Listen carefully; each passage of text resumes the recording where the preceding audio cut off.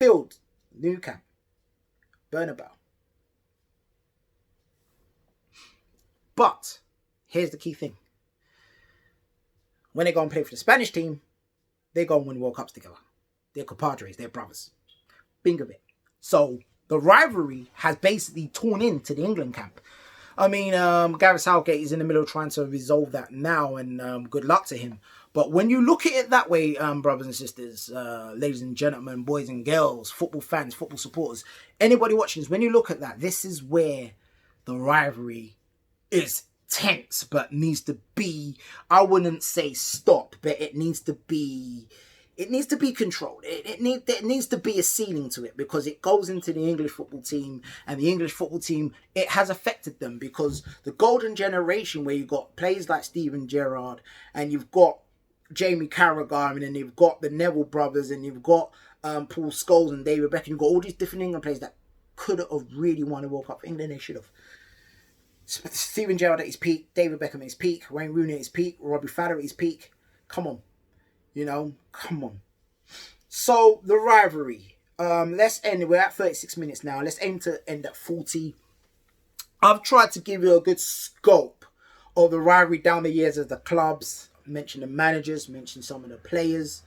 Where are we today? Where we are at today right now is the Premier League obviously is a boiling pot of money. Economic success up and down. And I mentioned before about sponsorship with Manchester United in 1992. Something Liverpool didn't capitalise on. But one key thing I need to touch on before I end is Manchester United, they had 4 key business owners that invested in the club as well. In the 70s and 80s. And one of them business owners looked at the club and his legacy's continued. I always forget his name, sorry. Age is kicking on, man. But anyway, listen.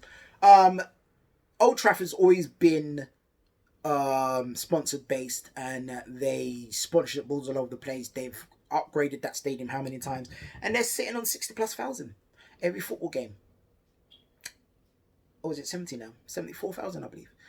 Anfield is going to be 60,000 in the next couple of years. It's sitting at 54, 55. They were looking to get up to 60. So it shows you what I'm trying to say here is Liverpool upgrading their stadium, getting a better manager in.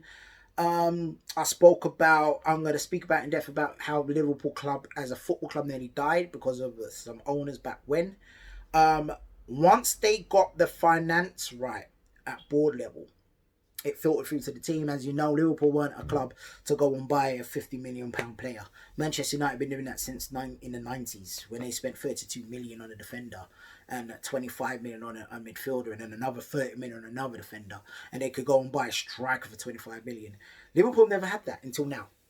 So the financial success of the Premier League is now starting to benefit not just Manchester United anymore. It's benefiting Man City, Chelsea, as you can see, benefiting Tottenham with their new stadium.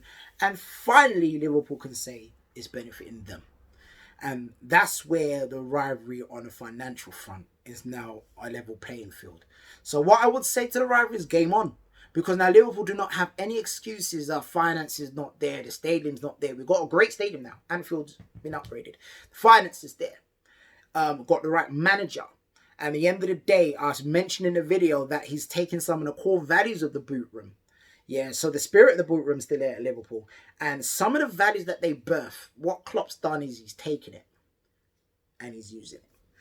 Great manager. Gotta give it to him. Have to say this. I know people say, we're talking about rivalry here. Klopp's wife, well, I love my wife, so I'm not going to be kissing her, no. But I will get you Prosecco. And thank you for telling Klopp, don't go to Manchester United. Because that's what happened. He could have gone to Manchester United, but he came to Liverpool. Thanks to the wife. I know that sounds crazy. But anyway, guys, let's wrap up. Rivalry, part 1. There will be a part 2 to the Liverpool-Manchester United rivalry. More details, in-depth details and everything. And drop some proper names on you as well. So this Sunday, watch. Because, again, Liverpool, can they continue their unbeaten run?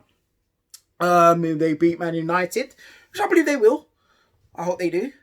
I'm not to be biased, but come on, I am a Liverpool fan and supporter, and I explained in the last one, but I do respect the fact that Manchester United have had a great manager, and I have to say he is one of the best managers of all time, Sir Alex Ferguson. I've got to give it to him. At the end of the day, they're relevant, and we need to beat them. That's the key thing here. That's the rivalry. We need to beat them because they are relevant still. Because yes, they're going through a drought, but the key thing I'd say to Manchester United fans, well, Liverpool had their drought. We had a 30-year drought. Manchester United had a 26-year drought. So right now, you have to understand, it's a level playing field now. Liverpool have the stadium, they have the finance now. They've got the right owners, they've got the right manager. Something Manchester United, I believe, took for granted. You got rid of Ferguson. Well, they got cocky. They got rid of Ferguson and they thought they could get Van Gaal. They think they could get Mourinho. It takes time. It's a project. Klopp's success is not overnight. He spent 4 years getting to the club where they are right now because he went to how many finals he's gone to and lost. He lost to Real Madrid first before he went back a year later and beat Tottenham. You know, he's lost some finals and now he's winning finals. So it's a project. And the long short of it is, I don't know with Manchester United fans, I don't know if Solskjaer's the answer. If he is, it's going to take a long time. You're going to have to give him 4 or 5 years with the right finance. Not just throw money at it. Because Liverpool just proven that. Because people forget, Rafael Benitez spent over 200 million and flopped. He only won the Champions League. Think of it. Understand me, right? And that was back then, and that was over time, I should say. Man United have always had a transfer key to go into that's got at least 100 million in there revenue. Liverpool got that revenue now, hence why they can go and buy Van Dijk for, what was it, 75 mil, go and buy £67 million keeper. Game on is what I'm trying to say, guys. So there's the rivalry right there. It is now, unfortunately, another blog I'm going to do. The Premier League is a business. And in that business, you have to do good business. Financially, economically. You need to do good business as a manager. And you have to have the right manager, the right ethos. And that's where the rivalry discussion is now over. So what I will do is, again, there will be other blogs coming up. Please stay tuned. Again, like, comment, subscribe, and I'm looking forward to some comments. I need comments, guys. I'm not getting comments. I need comments because I'm getting little inbox messages, and someone will whisper in my ear, "Yeah, you should talk about that." Tell me on here what I need to speak about, guys. Facebookers, YouTubers, those who are supporting, thanks for the support. And I will see you with some feedback about this game, either Sunday night or Monday morning. I will give you more. And so I'll say have a blessed weekend. Have a great weekend. Enjoy the game. And I will see you again soon.